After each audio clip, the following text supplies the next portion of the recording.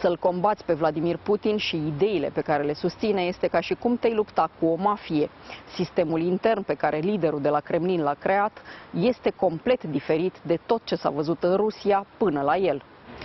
Politica a fost mereu o preocupare pentru Garry Kasparov, ilustrul campion mondial de șah. Consideră că este datoria lui de rus să vorbească răspicat despre dictatura din țara natală. Adversarii trebuie mereu analizați, indiferent de domeniul de confruntare, iar Kasparov a ajuns acum să fie unul dintre puținii care știu să-l citească în detaliu pe Putin. Discutăm împreună despre psihologia rușilor și cum este ea manipulată de către membrii Clubului Izborskii, adică elita propagandei din Rusia. Sunt Cristina Cileacu. Începe Pașaport Diplomatic.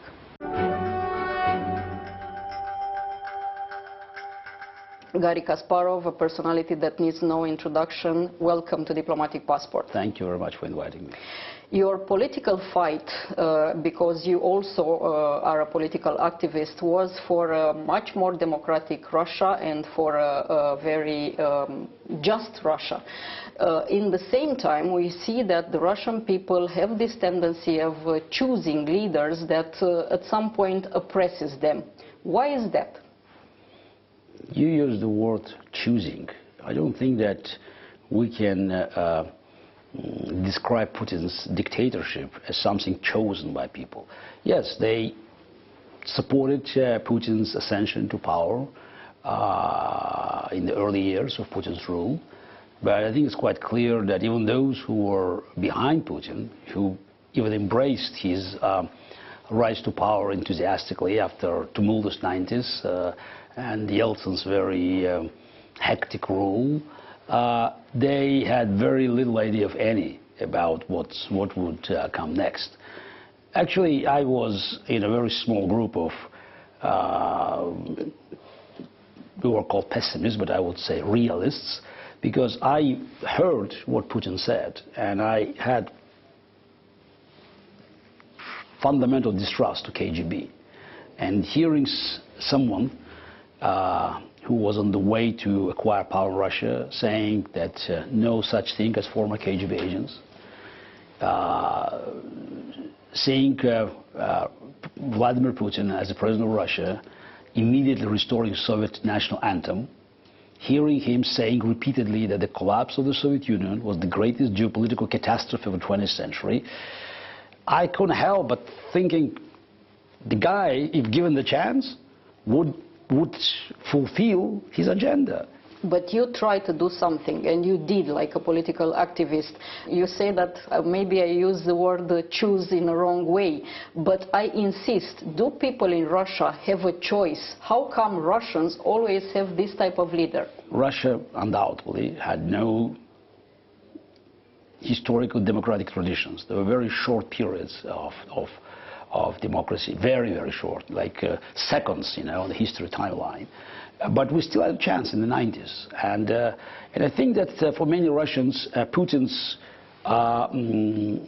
selection as Yeltsin's successor, because it was more of a selection, was not a reason to worry, because they could see an improvement. Don't forget, Russia's life, after this very, very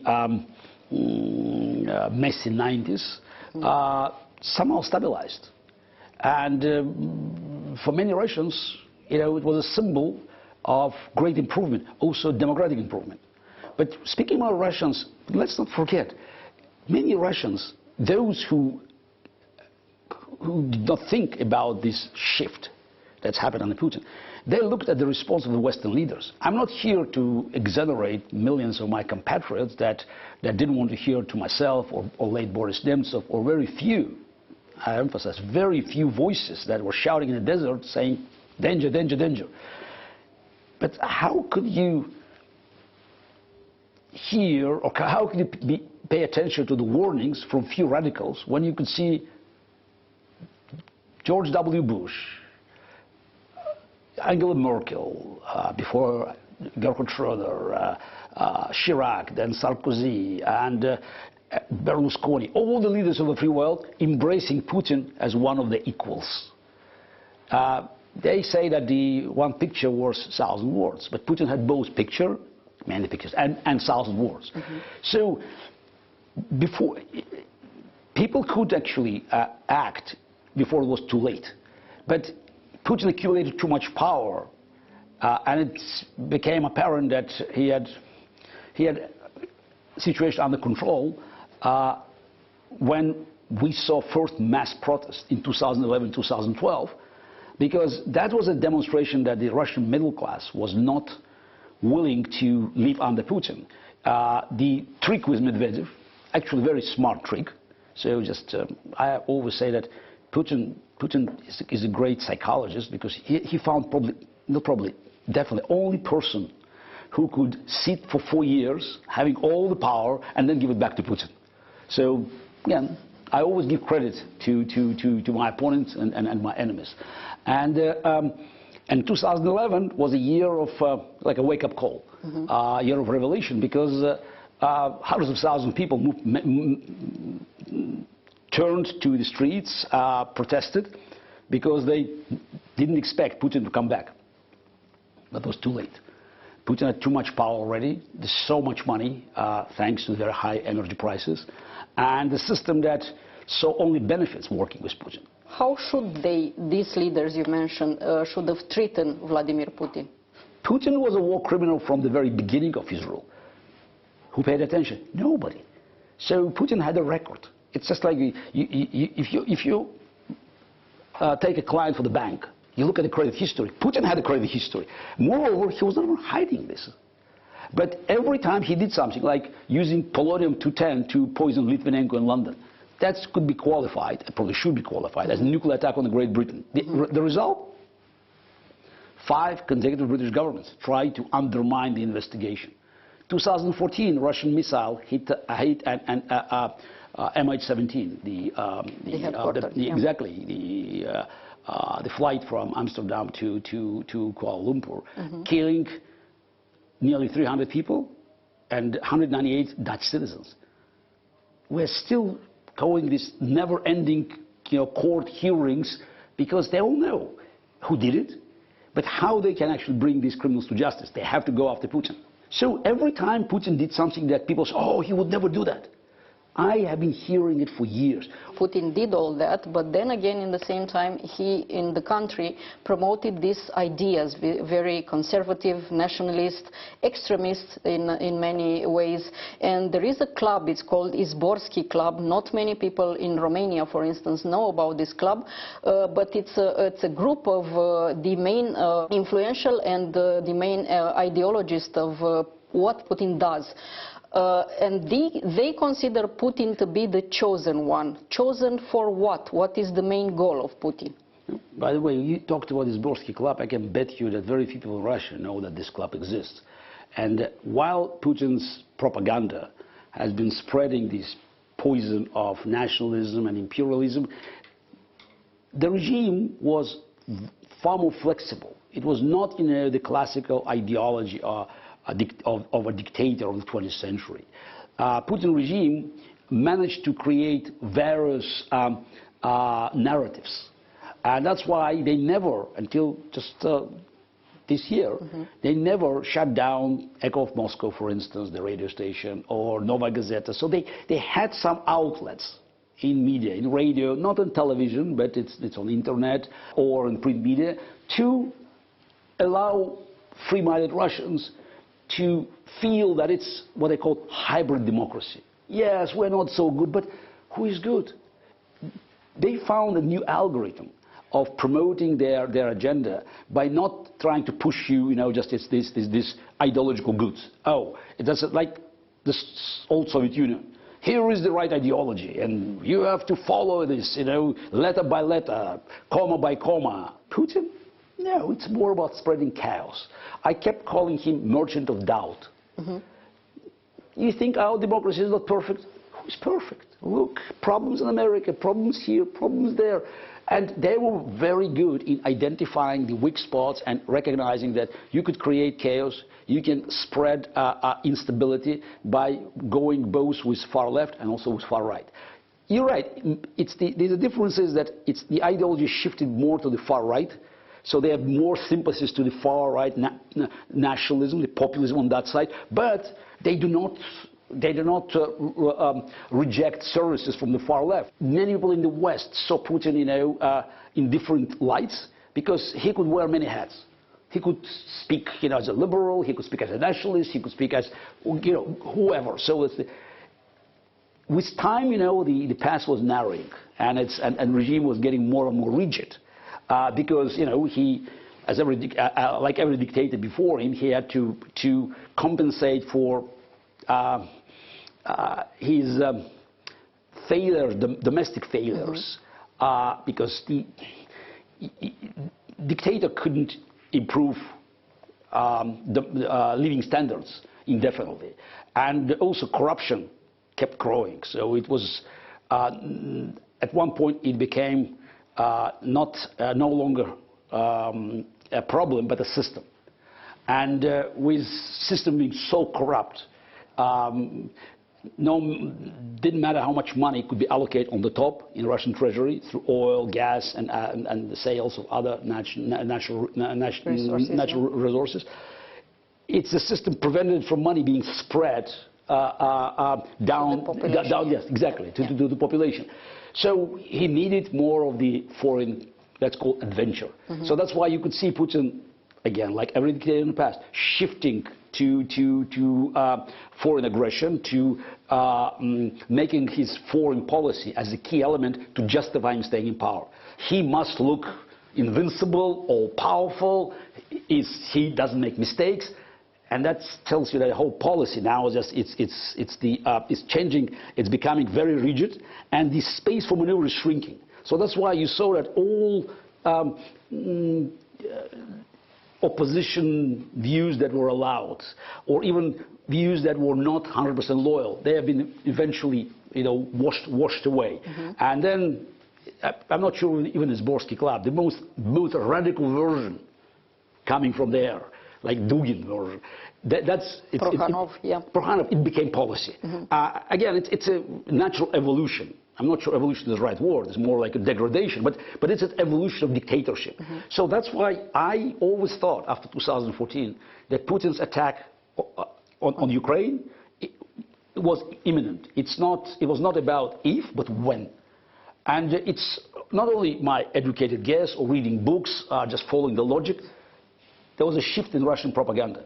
From 2014, the propaganda that was relatively calm towards Ukraine became wild. 24/7 they talked about Ukraine being not a state but territory, and the idea of destroying Ukrainian statehood became idée fixe for Putin.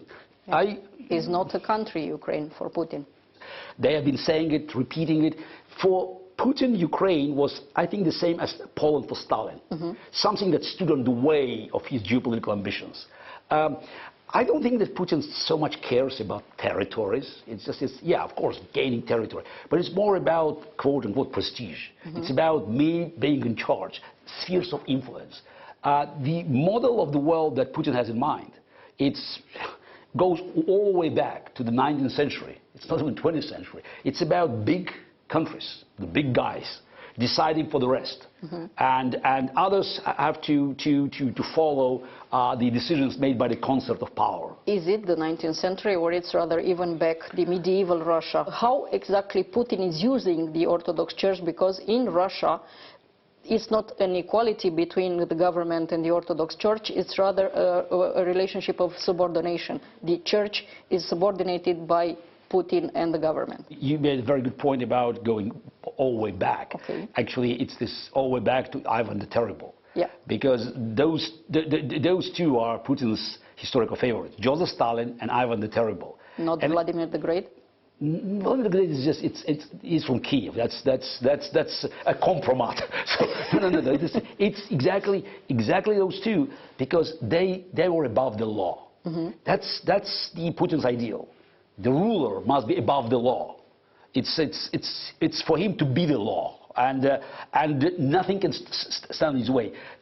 Many rulers and tsars and kings, they still follow certain procedures. Yes. There were rules and some customs and some old traditions. Ivan the Terrible and Joseph Stalin, they were the law of their own, and I think that's Putin's dream. And as for Orthodox Church, look, there is no church in Russia. So Orthodox Church, has always been in pre-Bolshevik Russia, was always subordinate to Tsar, to dynasty. So there were relations, they could fluctuate, but still, the church was a supporter, But it was technically independent, but this independence had been totally erased by Bolsheviks. Basically, they destroyed the church, and then during Great Patriotic War, World War II, Stalin needed, exactly, he brought them back, but he brought back conformists, those who agreed to work under KGB. So since, the restoration of this church, it's a KGB department. Yes, Patriarch Kirill is Gundaev, his real name. The only question I have is what is his KGB rank? That's it. We don't have any other questions. So it's not playing, in the concert with the government. He follows the orders. So this church is a fake institution, as many fakes there. So we have fake elections, we have fake democracy, we have fake constitution, we have a fake church. It's all under KGB control. That's why his views on this war identical to Putin's, because they come from the same organization. But Putin, because he's a capo di tutti capi, he's a boss, he's giving orders.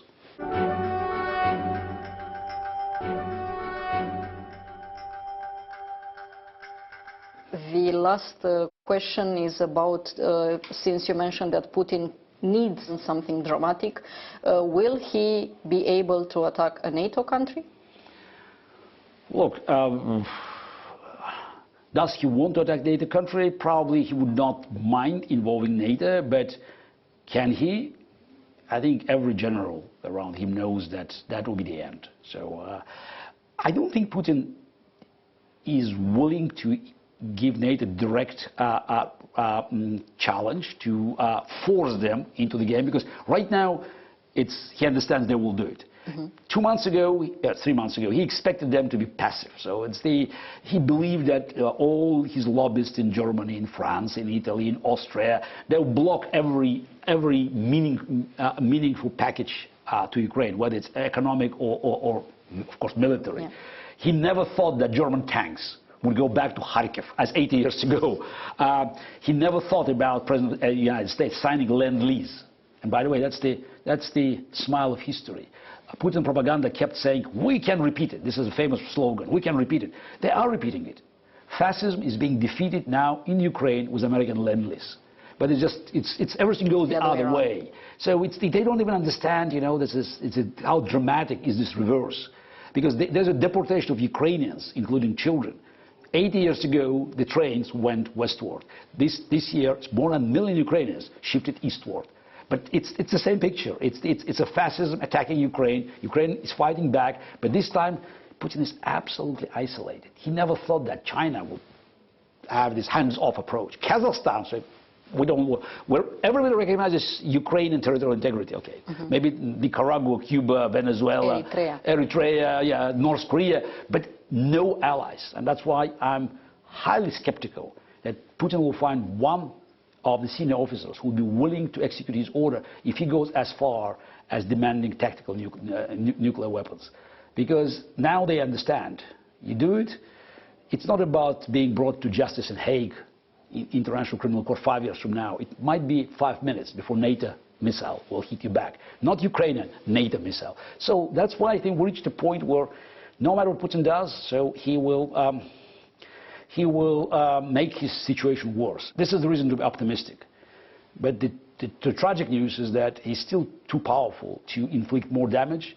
And before Ukraine is liberated and Russians are defeated, we will see so much blood being spilled. And for 2 decades, more than 2 decades of our indifference, inaction, unwillingness to see the signs and hear the warnings, Ukrainians are paying enormous price in blood. Garry Kasparov, thank you so much for this conversation. Thank you for inviting me.